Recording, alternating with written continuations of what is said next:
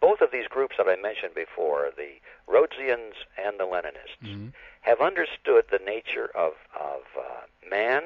They've understood the nature of social organizations. They've understood that man is has a herd instinct, and that he follows his leaders, and he always is aligning himself into groups and organizations that he feels identity with, and he follows leaders.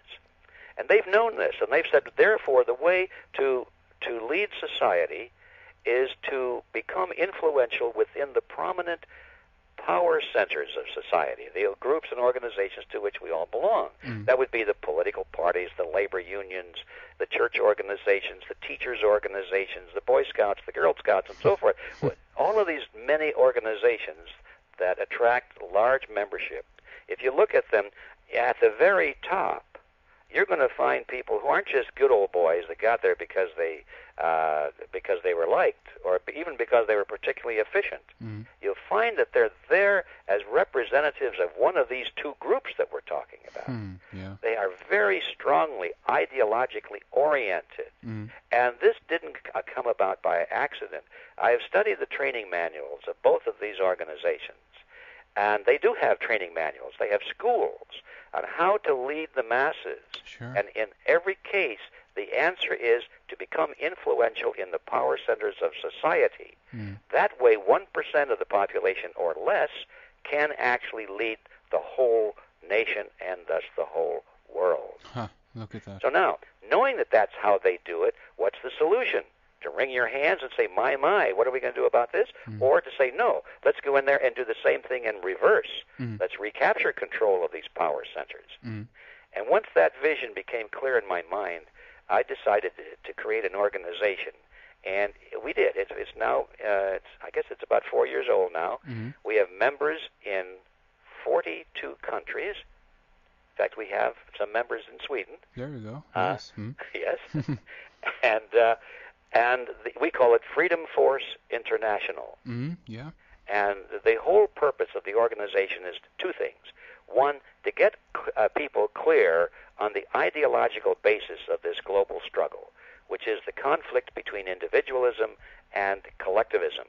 So we won't get sidetracked and led down the wrong path on some phony conflict between left and right, or socialists versus capitalists, or some of the nonsense like that. Get clear on the ideological root of this conflict. And secondly, to develop organizational tactics and strategies to actually replace the heads of the power centers of our respective countries with individualists, to get those collectivists out of there and get individualists in there who have respect for personal liberty and the rights of the individual.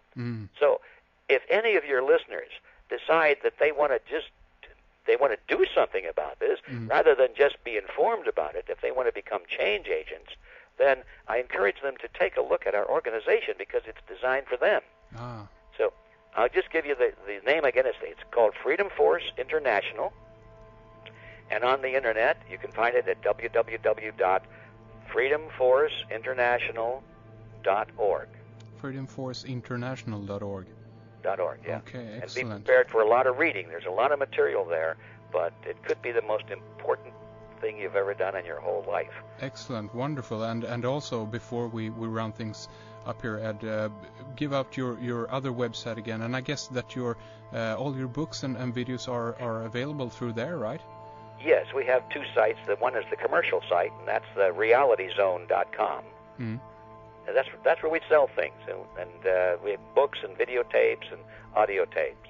Yes. It's realityzone.com. But when it comes to the international movement, the organization, we don't sell anything there. It's just organizing. That's freedomforceinternational.org. There we go. Wonderful. So everybody do take a look at that. Again, it's realityzone.com and freedomforceinternational.com.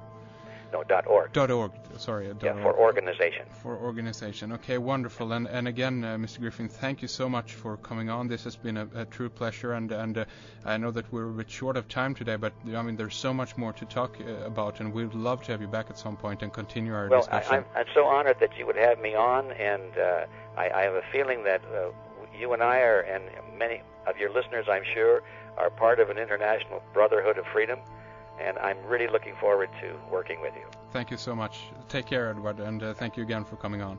Thank you. Goodbye. Goodbye.